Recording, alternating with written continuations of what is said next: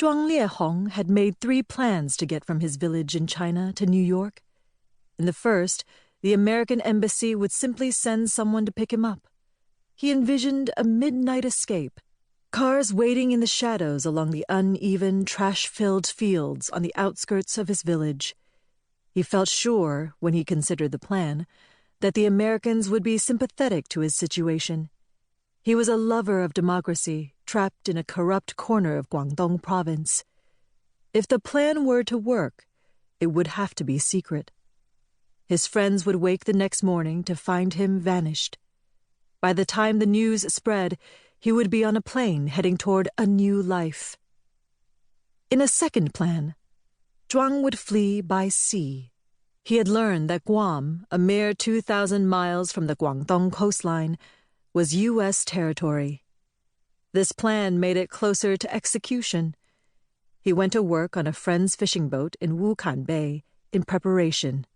10 grueling hours on a wooden plank boat, fully exposed to the sun, and purchased slightly too much fuel each time, stockpiling it slowly so no one would notice. He planned to buy 2 motors. "Just in case one died," he said. "I would use one some of the time and then switch them. Sometimes I would use them both and vroom." He would wait until the 2 months of the year when the intervening stretch of ocean was at its calmest, the swells low and rolling, the water undisturbed by typhoons. Then he would take a tiny boat out into the expanse of the South China Sea. He estimated the trip would take about 10 days. He could make it if he had to. Zhuang was a man of Wukan village, a proud former village leader on the ragged outskirts of Guangdong province's manufacturing boom. He was on the verge of 30, stocky and compact, meticulous about his appearance but always slightly out of style. His crooked teeth gave away a childhood spent in poverty, but he was not self-conscious about them. He grinned while greeting people on the street, pouring tea in his tea shop, or singing at the local KTV. He smiled relentlessly in the face of danger or embarrassment. He suffered from the occasional lapse in reading social cues and fought it with volume, warmth, and a strong handshake. During the summer of 2013, paranoia overtook Zhuang's home village, and he recognized the feeling of trouble on the horizon.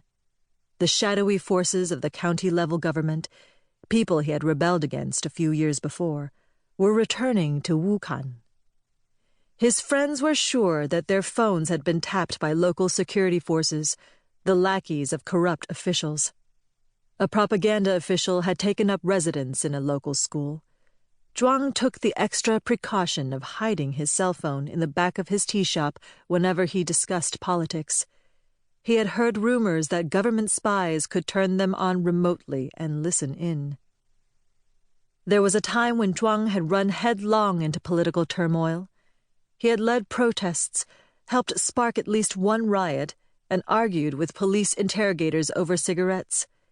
He had seen his friends kidnapped by thugs and his village invaded, and he had mourned a friend who died in police custody. But now, Zhuang had a wife and a son. Now he understood the consequences of protest and revolution. He did not want to end up in jail, fearing for his life, worrying about his family. So he made plans and counterplans. He schemed while sitting in his tea shop, a storefront business he had opened along the smaller of the 2 main arteries that ran through his village. He pulled up the storefront barrier and sat behind sliding glass doors, watching the rain hit the metal awnings that shaded the shops, and the sun return to bake the scoured concrete of the lane. Zhuang first opened the shop in late 2012, when it was nice out and the political pressure more remote. He left the glass doors open to the street and blasted Michael Jackson.